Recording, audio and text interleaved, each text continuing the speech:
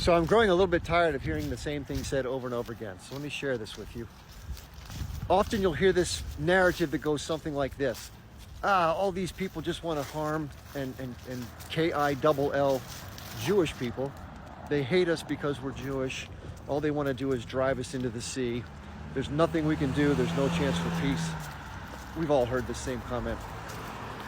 But that is just not true. Let's be straight here. What this all comes back down to is land and what happened historically to those who were kicked off of their land. For those of you who haven't heard, in 1948, when the State of Israel was founded, there was this tragic event referred to as the catastrophe, or the Nakba, which, by the way, is something that's illegal to say in modern-day Israel.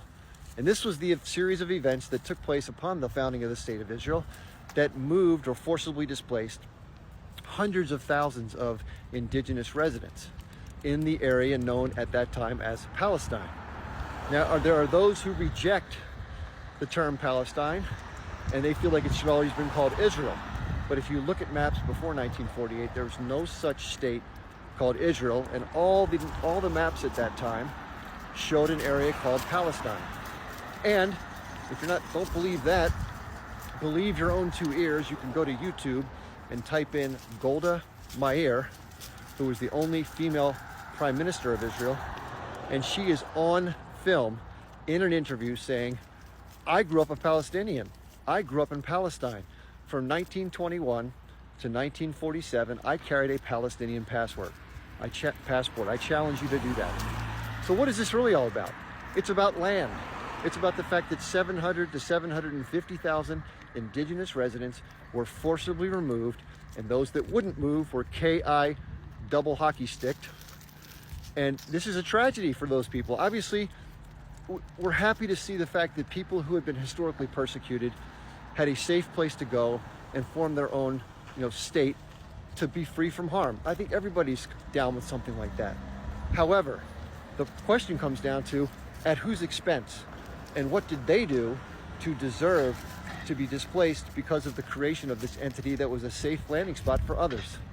And that's a fair point, because if the script were to be flipped, I'm sure nobody would like to have their family uprooted and forced off their land.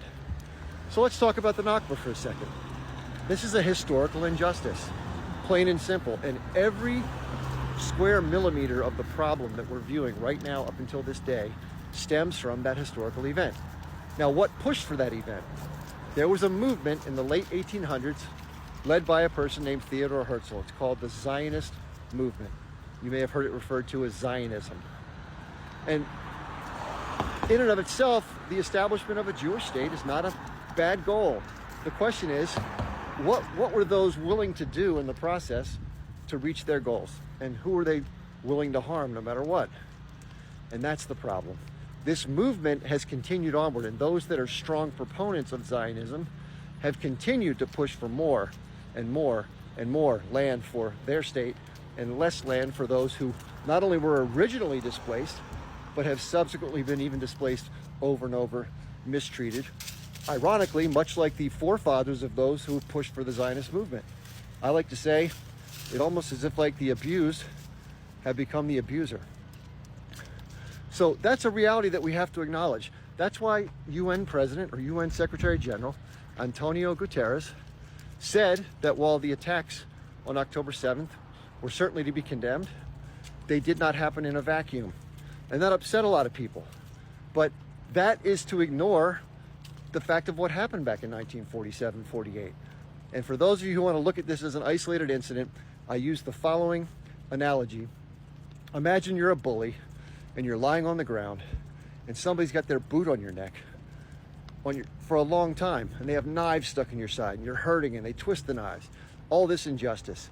And finally, the person being bullied on the ground, they're able to free one of their hands from this big bad bully, and they're able to reach up and scratch the bully's leg. I think that's very similar to what happened in terms of the attacks. Now, some people aren't going to agree with that. They look at it as unprovoked. But how can you view this thing as unprovoked, given that it has a history of not only the initial establishment of this state that pushed off that many people off the land they've been living on, but all the subsequent things that have been done to these people to marginalize them? Why is it the marginalization of one people needs to be remedied, And at the same time, the other people, if they get marginalized, it doesn't matter.